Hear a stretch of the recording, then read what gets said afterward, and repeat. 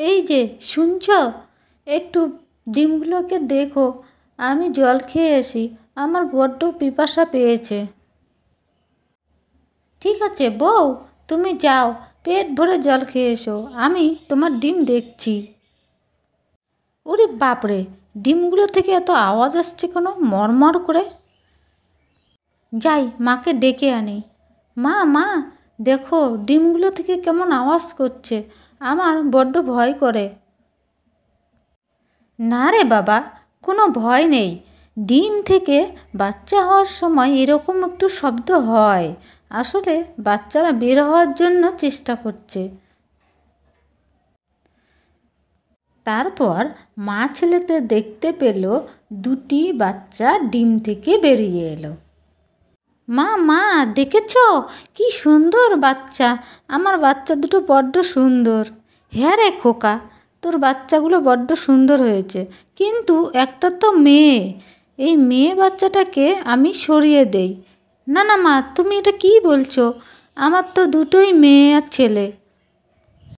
না না, তোর একটাই ছেলে। এই সময় বড্ড ভালো সময়, তোর বউ বাড়িতে নেই, মেয়ে বাচ্চাটিকে রেখে আসি। না মা, আমি দিব না রেখে আসতে। কিন্তু মা ছেলের কথা না শুনে বাচ্চাটিকে নিয়ে চলে গেল দূর দেশে রাখতে, যেখান থেকে কোনো দিন সে আর ফিরে আসতে পারবে না। দাঁড়া, তোকে আমি এমন জায়গায় রাখবো যেখান থেকে তুই আর আসতেই পাবি না। থাক পাহাড়ের উপরে।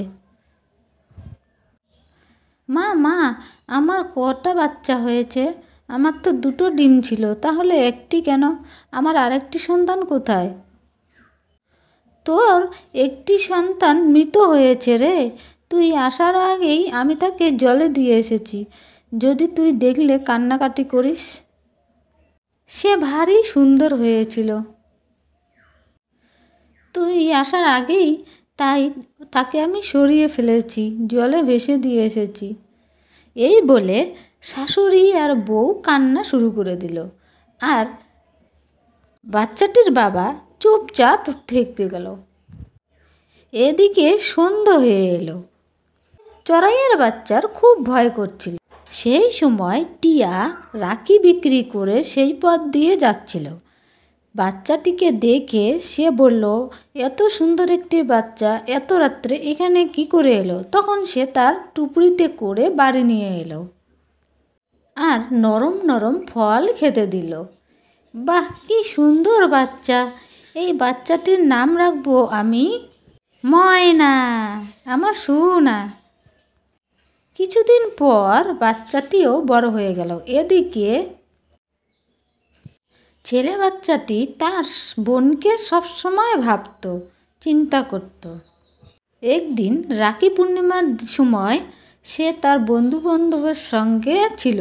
সবাই বলাবলি করছিল, সবার বন্ধু বান্ধব আছে, মা বোন আছে, তাদের বোন রাখি পরাবে, তাই তারা রাখির দোকান থেকে রাখি নেওয়ার কথা বলল। কিন্তু টোটন তার বোন নেই বলে খুব মন খারাপ করলো।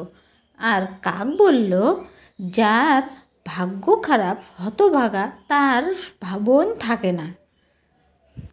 তখন সবাই বলল, চল আমরা যাই, এ খুব হতভাগা, এর বোন নেই। তখন সকল পাখি ওর কাছ থেকে চলে যায়, আর টোটন একাই থাকে।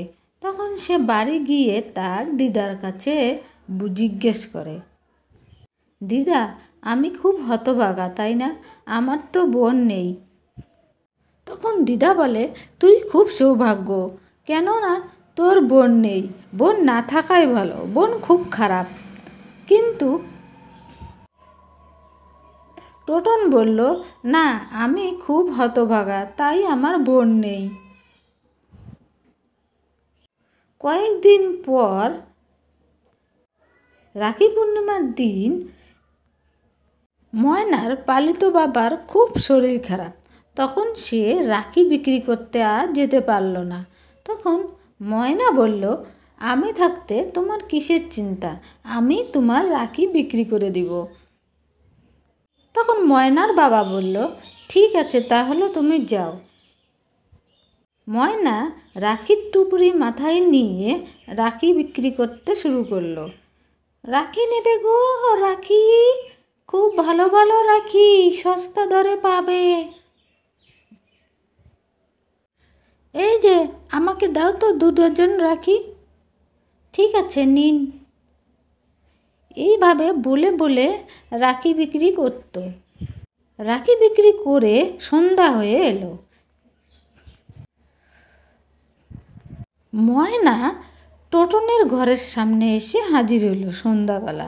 তখন সে একাই দাঁড়িয়ে আছিল মন খারাপ করে। এই যে ভাই, রাখি নেবে? তুমি আমাকে দাদা বললে ডাকলে? ঠিক আছে, একটি রাখি দাও। তখন টোটন একটি রাখি কিনে নিল, আর ভাই বলে ডাকায় ময়নার কাছ থেকে সে একটি রাখি পরে নিল আর বলল, এসো, তোমাকে আমি অনেক উপহার দেব। এই বলে ঘরে নিয়ে এলো আর তার অনেক খেলনা জিনিস উপহার দিল। তখন ময়নার মা ময়নাকে জিজ্ঞেস করলো, তোমার বাবা মা কে? তুমি কোথায় থাকো? তখন ময়না বলল, আমার বাবা মা কেউ নেই, আমি এক পালিত বাবার কাছে থাকি। আমার বাবা মা পাহাড়ে রেখে গেছে।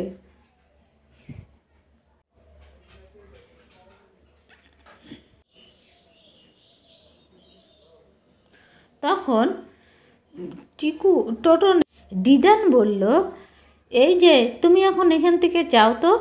আজে বাজে সব লোক এসে ঘরে ঢোকে, টুপড়ি নিয়ে এসে ঘরে হাজির। যাও এখান থেকে, তুমি এখন যাও। টোটনের বাবা ঠিক বুঝতে পেরেছিল যে এটা ওদের সন্তান, তাই সে বলল, মা, এতদিন আমি চুপচাপ ছিলাম, কিন্তু আজ চুপ করে থাকবো না। ও যে আমার সন্তান সে তুমি ভালো করেই বুঝতে পারছো। তখন টোটোর মা বলল, কি, এটা আমাদের সন্তান? এই বলে তারা গেল পালিত বাবার কাছে। ময়নার বাবাকে গিয়ে সব বলল। ময়নার পালিত বাবা ওদের সন্তান হাতে তুলে দিল।